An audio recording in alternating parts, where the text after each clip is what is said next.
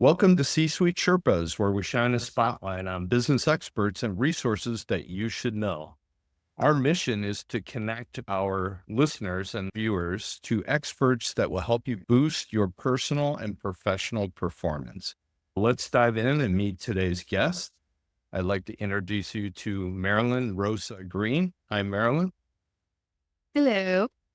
Marilyn is an executive leadership coach and HR strategist, and she focuses on helping manufacturing leaders achieve reduced turnover, higher productivity, engaged frontline leadership and employees, and just overall organizational success. There's a lot of stuff there, and we're going to dive right into it. Okay, Marilyn?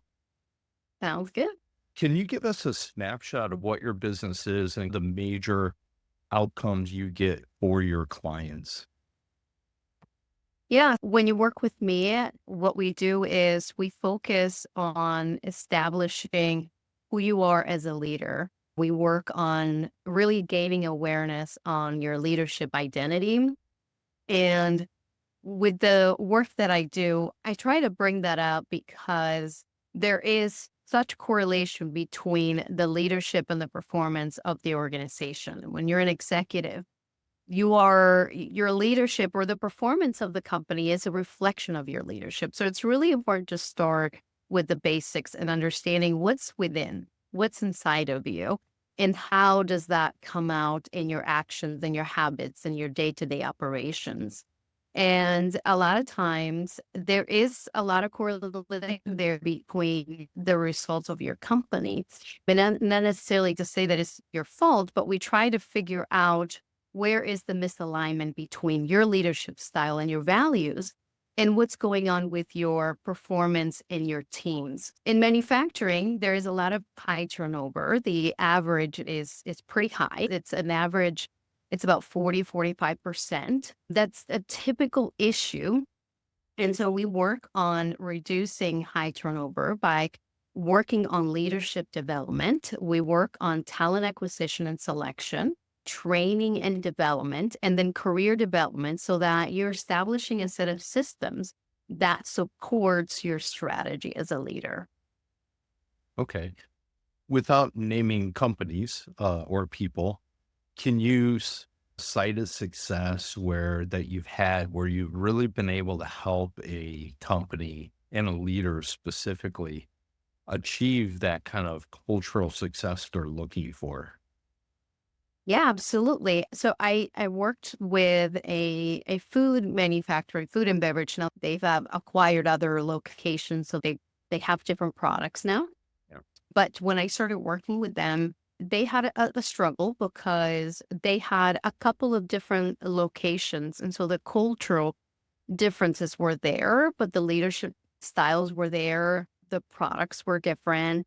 Literally, they were in two different parts of the country.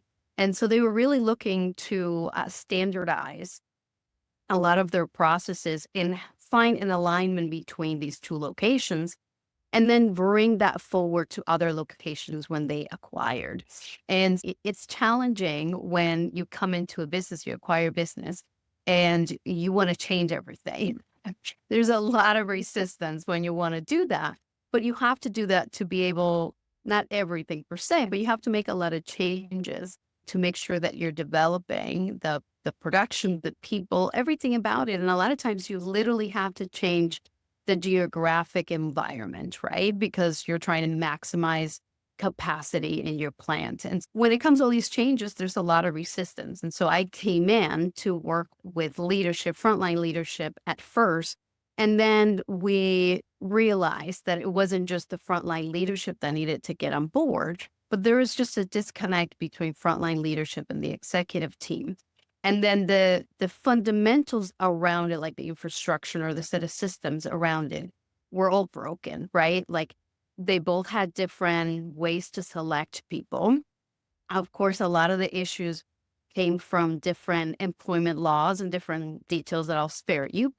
And so we've realized that kind of things around the two teams were not really supporting them. So that's what we figured out. We developed a roadmap to figure out what systems are broken and what goals are we trying to achieve to make sure we get on the same page so that we feel good about growth and then sustainability as they require with their company. So it was a great success story because I really just came in. This was I would say, not at the very beginning when I went full time as a consultant, but a little while later.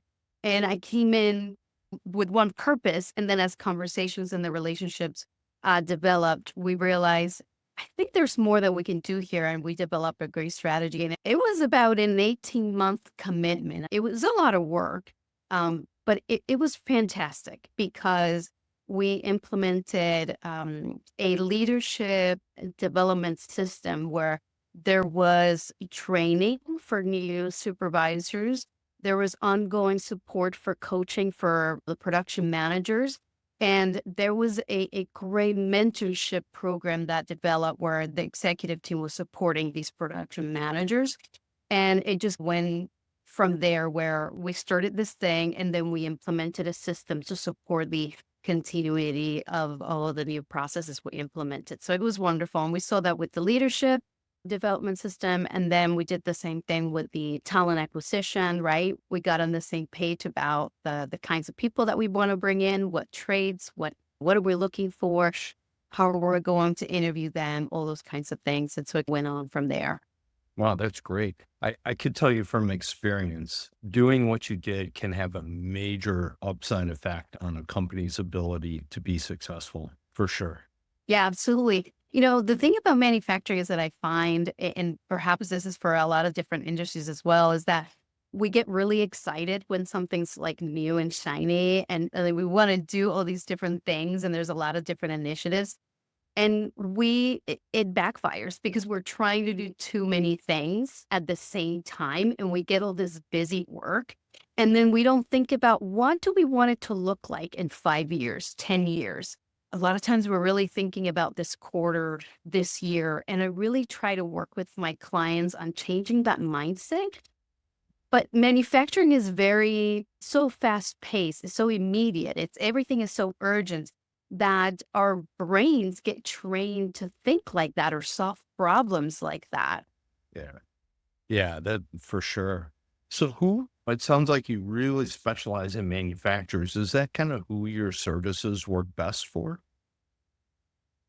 Yes, I would say yes. I think once I feel like I could branch out, I will. I'm not opposed to that. But I have worked with other clients who are in construction who have very similar issues like high turnover, understaffing, a lot of employee conflicts and things like that. So absolutely it can work for other industries. I think that because of the complexity of the problems and solutions that I focus on, manufacturing seems to be an organization similar to that, where there's a lot of different, it's such a huge ecosystem, right? And there's a lot of moving parts. It's very dynamic.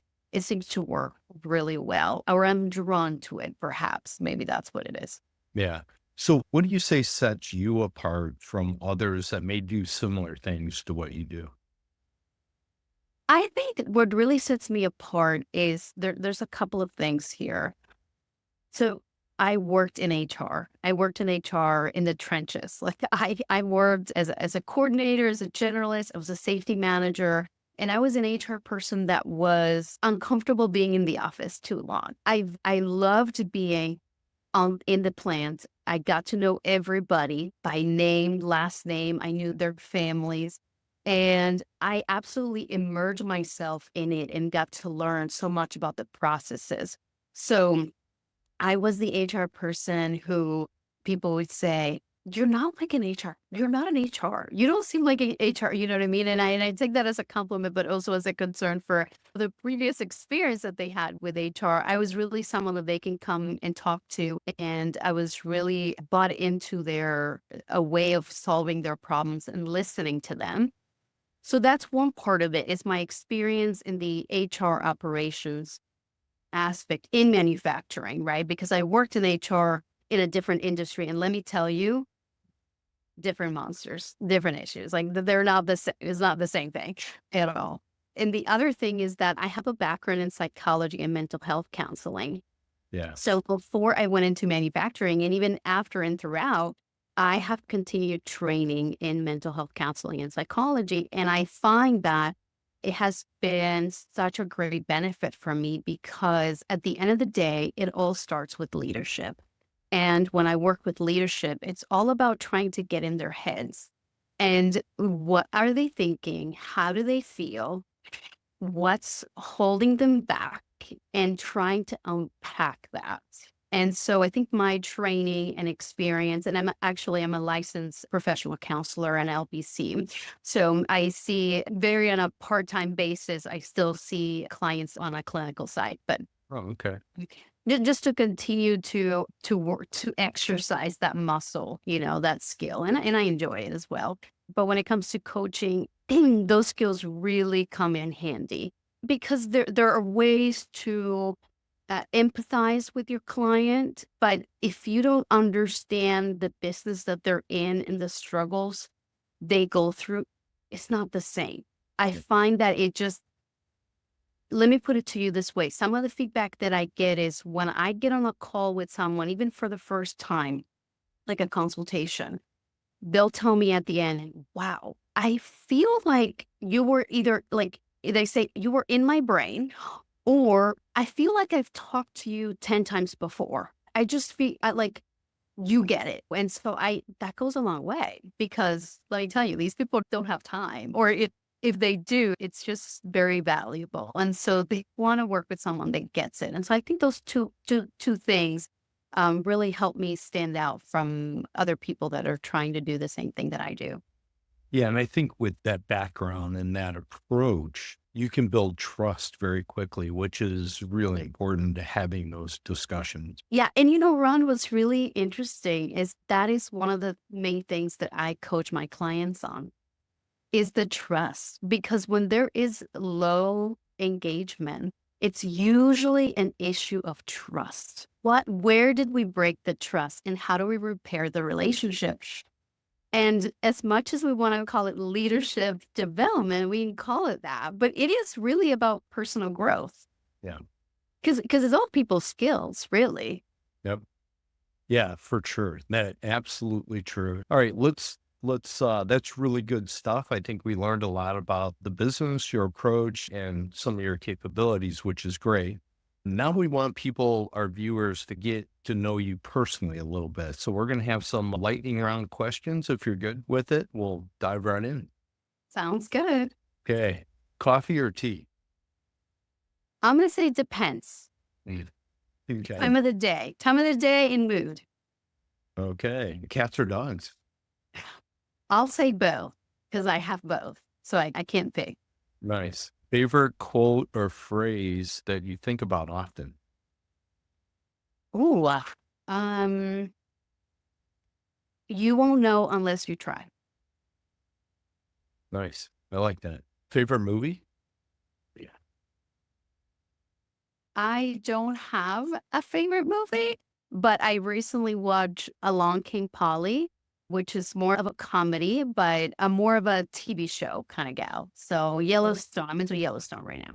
So that's the next one. Favorite streaming series? That's There you go. Yellowstone, right? Yeah. Favorite book? Oh yeah, I'm gonna have to say The Alchemist. I haven't read it in a long time, but that's like one of my top ones. Okay. Last question. Wait, it's a two-part question. So one bucket list item that you've already accomplished and one bucket list item that you have not accomplished, but is at the top of your list. I would say that, and who does it have to be like an activity or can it be just No. anything? Anything you want. Anything. Yeah. So I'm going to get really vulnerable right now. And I'm going to share that I have found a really sweet spot of being happy with myself. Like Mm. I found a sweet spot where I'm in peace with where I lack, where I have weaknesses, and where I have strengths and talents. And I have found a harmony among that. And I'm able to live more authentically because of that. And that's always something that I didn't know I wanted. I just always thought I want to be happy. But I realized that was the thing that I thought it was happiness. It was finding this harmony within me. Yeah. And then one thing that I haven't, I honestly, this is really like cheesy, but I've always wanted to go to Europe. And my husband and I are making plans to go there for a long time, like possibly a month. And it's in the works. I don't know when exactly. We're thinking 1 to 2 years, but we're thinking like a summer thing. And that's what I would like to do, just travel around Europe. I Europe. know. I've been to Europe, Europe. very I've been to important. Japan. I've been to Brazil. I've been to like really interesting places, but not Europe. Yeah, Europe is great. In fact, we just got back Sunday night from Europe, 2 weeks in Europe. So, No way. Amazing. yeah. So, love Europe. Okay. So, the most important question, if our viewers would like to collaborate with you and get a hold of you, what's the best way to do that? And the best way to do that, honestly, find me on LinkedIn. Um, uh, Consult Marilyn, and if you search me out by Marilyn Rosa Green, you'll find me. I have a newsletter called Manufacturing Mental Health. So subscribe to that. And honestly, you can send me a connection request or follow me, send me a DM. I'm open to receiving messages. And you can find me there and let me know that you found me here on this podcast, and I'd be happy to chat with you. Awesome. Marilyn, thank you very much today. It was very interesting. Thank you for your insights and especially for being vulnerable. I appreciate that. Thank you, Ron. Appreciate it.